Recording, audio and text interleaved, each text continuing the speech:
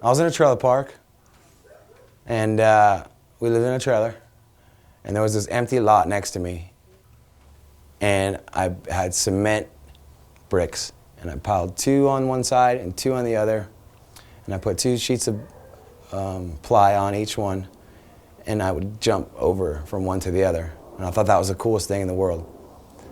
And I would back them up, and back them up, and back them up, and back them up, and then I would be like, well, why don't I put another brick on this one so I can jump up to it, and then I'd build step-ups, and then I'd build gaps, and then I'd build like trails out of wooden bricks in this trailer park.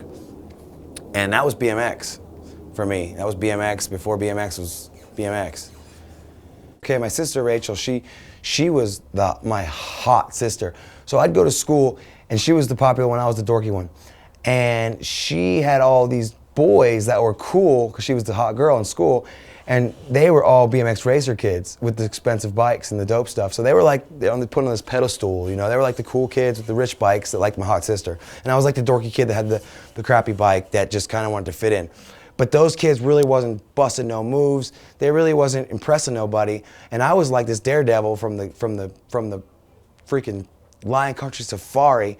You know, I was like Zoolander at like 6. So I was already ready to like, you know, do the damn thing. And these dudes were just fronting. You know, I'd come in with a big banger or some kind of like, you know, situation that was, you know, impressionable for people to go, oh my God, you're crazy. And that worked for me, you know. When people were saying I was crazy, I was like, you're right, I am crazy, and we're gonna get crazy, watch this. And as over the years in middle school, all the cool kids started kind of looking up to me. I was the cool kid because I was a crazy one. But it's good it started out like that. I'm happy I wasn't on the other end of the fence, and I was who I am and how I was made and what I had to go through to be who I am today.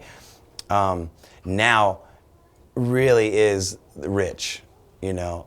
It's a rich kind of foundation of, you know, this creature that was made by this. The way it's supposed to be, okay? If you have great parents that really care for you, then they'll push you along this path, and you'll probably be a lawyer and very successful in that way. If you don't have everything going for you and your parents aren't there and supportive for you, and you have to figure it out on your own, and you make your own self become whatever you're gonna become, some people take the pain in their life and they go down the wrong road with it, and they become nothing and losers and drug addicts, and they're dead by the time they're 20, 25.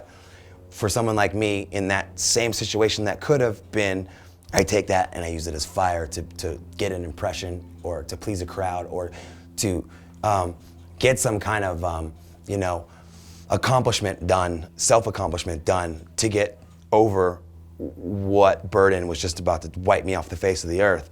It could be anything you do. It could be a TV producer. It could be an artist. It could be a musician. It could be an athlete. It could be a great mom. It could be a great dad. It could be whatever you want it to be, but use that fire to overcompensate and make the best out of a situation you're passionate about.